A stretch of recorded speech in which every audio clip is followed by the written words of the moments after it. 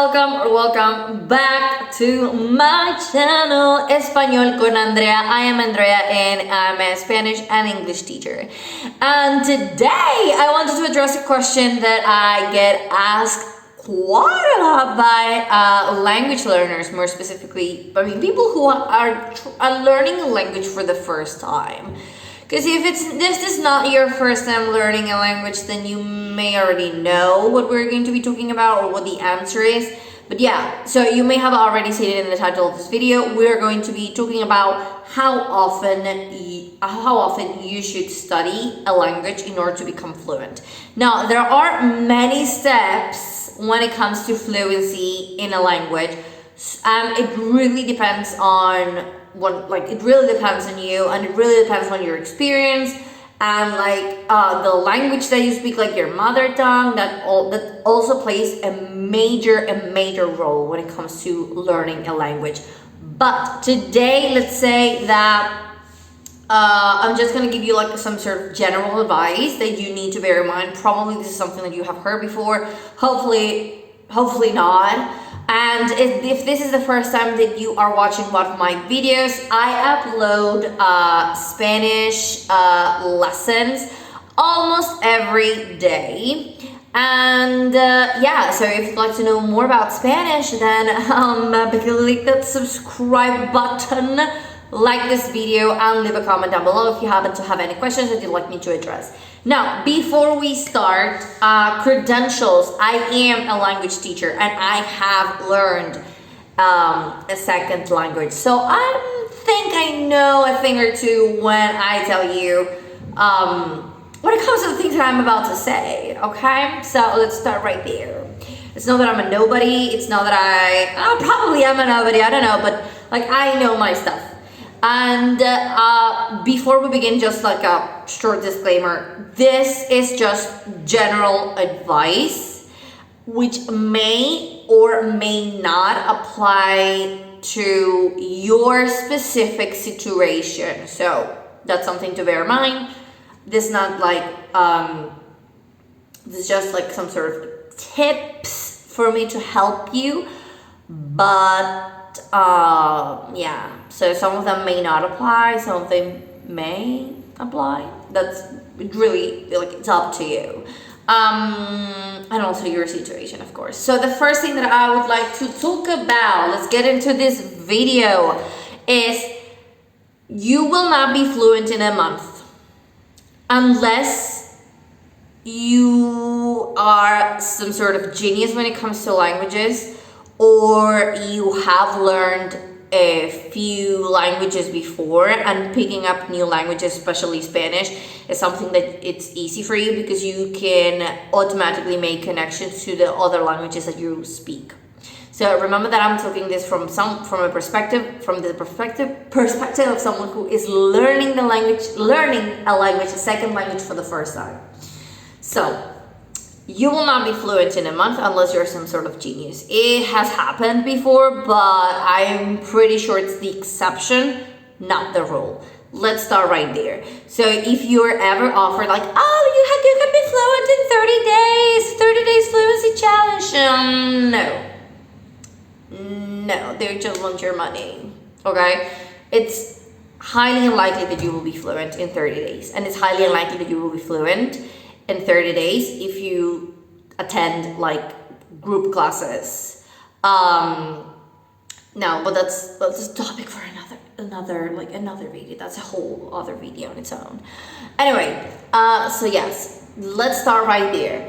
And it's also not a matter of how many days it's gonna take you. It's not a matter of quantity, but a matter of quality. Why? Because it really makes no sense if you're studying for 2 hours per day or 3 hours per day if what you're studying is crap, basically. If the resources that you're using are not helping you.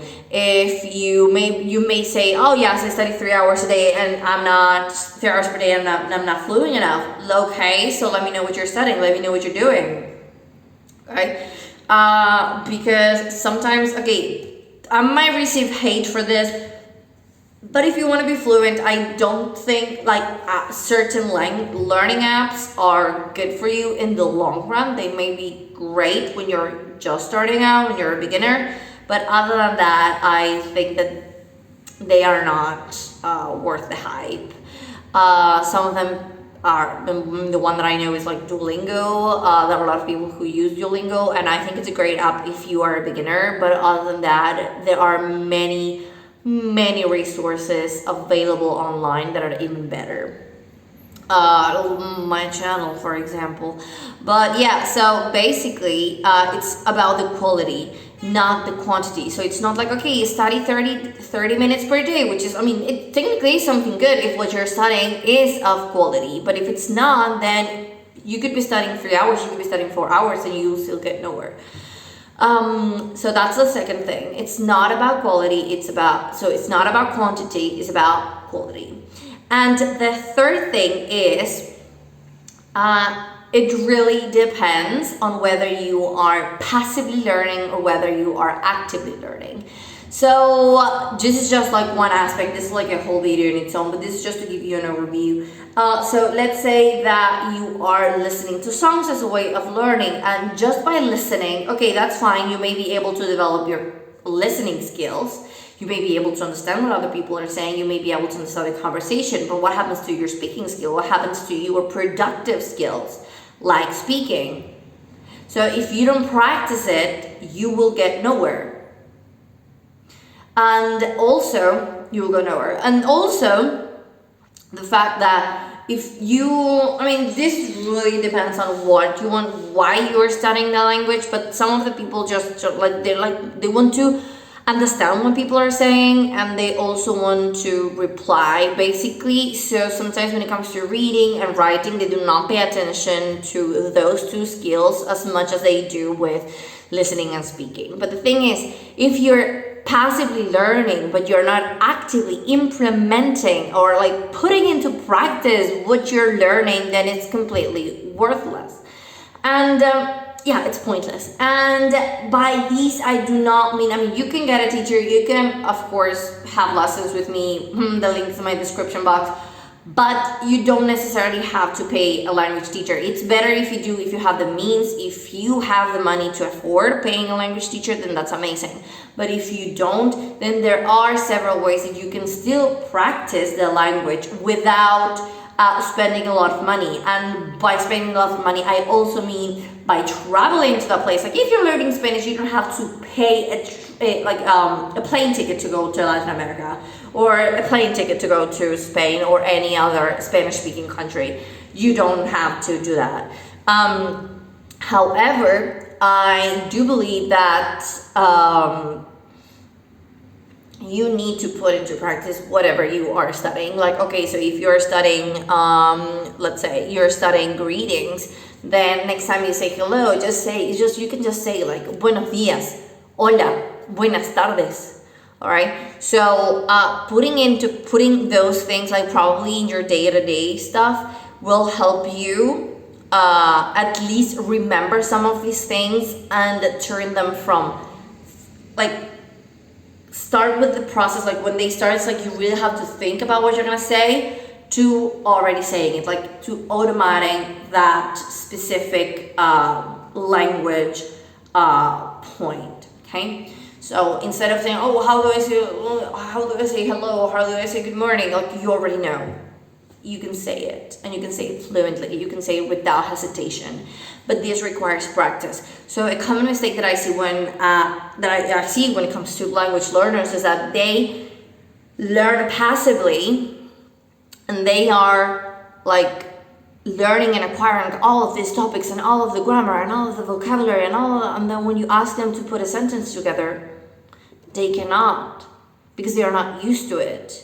Because they are used to just acquiring the language, probably solving some like few grammar exercises. When it comes to producing the language, when it comes to using it in an authentic or a semi-authentic context, they are not able to. So again, it's not about the quantity.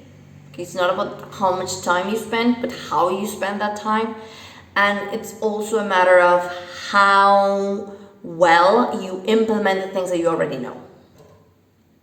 Because if you are learning passively and the moment that you have to say something or the moment that you have to write something, you have no idea how to do it, then Houston, we have a problem.